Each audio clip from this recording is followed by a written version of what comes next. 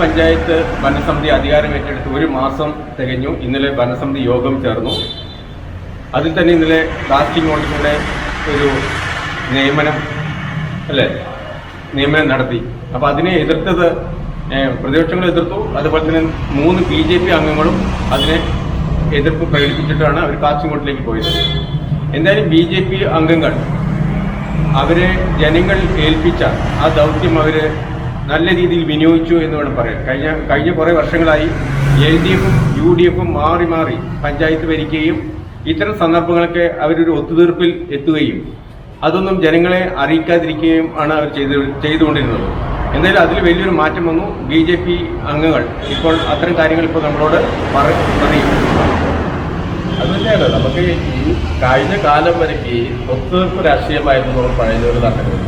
ആ ഒത്തുതീർപ്പ് രാഷ്ട്രീയത്തിന്റെ ഫലമാണ് കഴിഞ്ഞ അധികാരം കഴിഞ്ഞപ്പോൾ പുതിയ അധികാരം കിട്ടുമ്പോൾ വേറെ ആളുകളെ പ്രസ്താവിക്കുക, അവരെ ആളുകളെ പ്രസ്താവിക്കുക.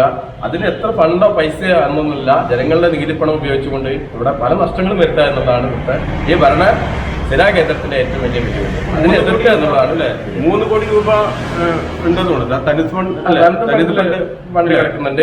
അതുപോലെ തന്നെ ജനങ്ങളുടെ വിഷയങ്ങളെ, അടിയന്തര വിഷയങ്ങളെല്ലാം മറച്ചു വെച്ചുകൊണ്ട് ഈ ഒന്നുമില്ലാത്ത മാലിന്യ സംസ്കരണ പ്ലാന്റിന്റെ വിഷയം എടുത്തുകൊണ്ട് ഭരണസമിതിയിൽ ആവശ്യമില്ലാതെ ചർച്ചകൾ ഉണ്ടാക്കുകയും അയാളെ മാറ്റാനുള്ള അടിയന്തര പ്രാധാന്യം കൊടുക്കുന്നതെല്ലാം ഇവരും ഭരണ ദുരുപയോഗമാണെന്നാണ് BJPക്ക് പറയാനുള്ളത്. ഒരു കണക്കിന് സ്വജനപക്ഷപാതം തന്നെയാണ്. കാരണം അല്ലേ, തീർച്ചയായിട്ടും ഇതൊന്നും അനവധി വിഷയങ്ങളാണ് കിടക്കുന്നത്. ഈ പഴയനൂരിൽ അനവധി വിഷയങ്ങൾ കിടക്കുന്നത്. ആ വിഷയങ്ങളിലേക്കൊന്നും കടന്നു ചെല്ലാതെ ഭരണസമിതി അടിയന്തരമായി യോഗം എടുക്കുകയും ആ യോഗത്തിലേക്ക് ഇത്തരം കാര്യങ്ങൾ ചെയ്യുന്നത് തന്നെ, അതും ഒരു ലേഡീസിന് ആവശ്യമില്ലാത്തൊരു പരാതി ഉന്നയിച്ച് അവർ ഹെൽപ്പ് ഡെസ്കിൽ അവരൊരു വരുമാനവും കിട്ടാതെ ഉണ്ടെങ്കിൽ കിട്ടിയില്ലെങ്കിൽ കിട്ടില്ല.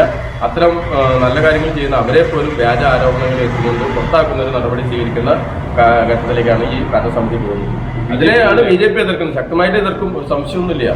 ശക്തമായിട്ടുള്ള പ്രതിഷേധങ്ങൾ പഞ്ചായത്തിൽ